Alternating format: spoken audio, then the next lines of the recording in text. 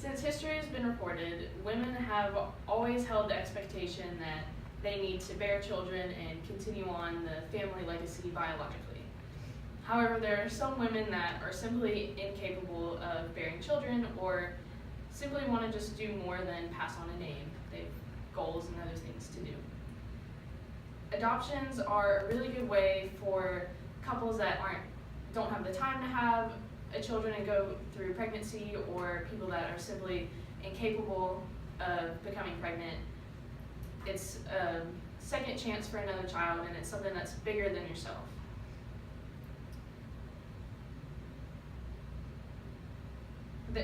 My opinion is that there should be less money and time necessary for an adoption to take place, and much less bias involved in the adoption process. So the first point that I would like to go over is the time and the length of an adoption.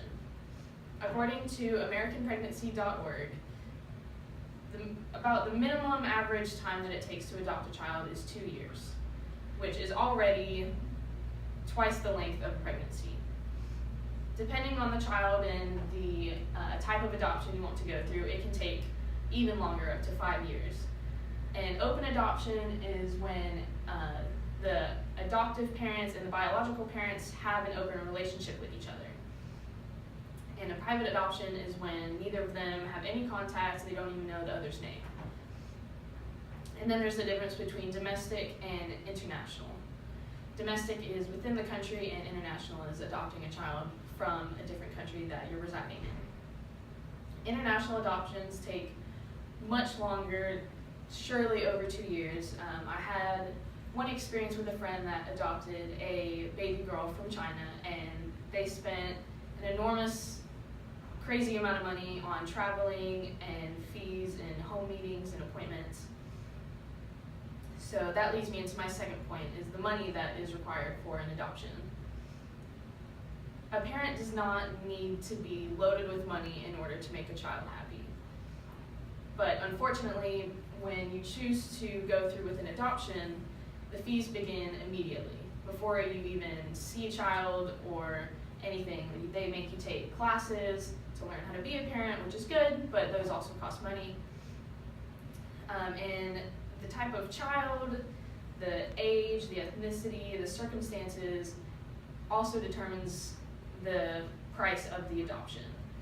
Foster kids are historically a little bit cheaper to adopt because they have a history, a lot of them are troubled.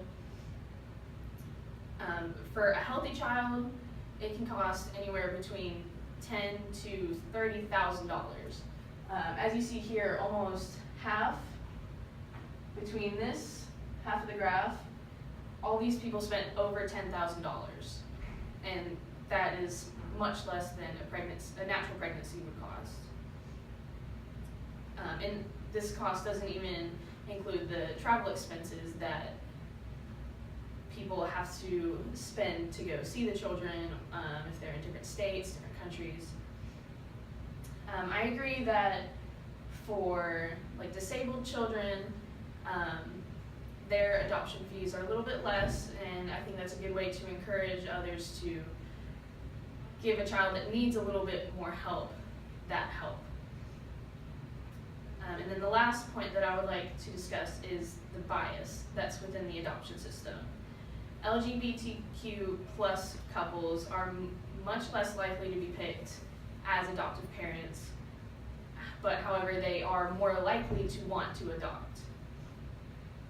And I believe that if they have a healthy relationship and are willing to give a child a home, that they should be able to adopt a child if they wish. The last state, Florida was actually the last state that lifted the ban on LGBTQ couples to adopt, and that was only in 2010, so that was only 9 years ago. So a lot of children have missed out on homes just because of that. So in conclusion, as I've discussed, adoption is much more expensive than a pregnancy. Adoption takes much more time than pregnancy. And the bias that is involved within adoption agencies makes it difficult to give children a home. And I think it's best that to make it cheaper and require less time, that we can reduce the kids in the system, and it will be better for the entire country.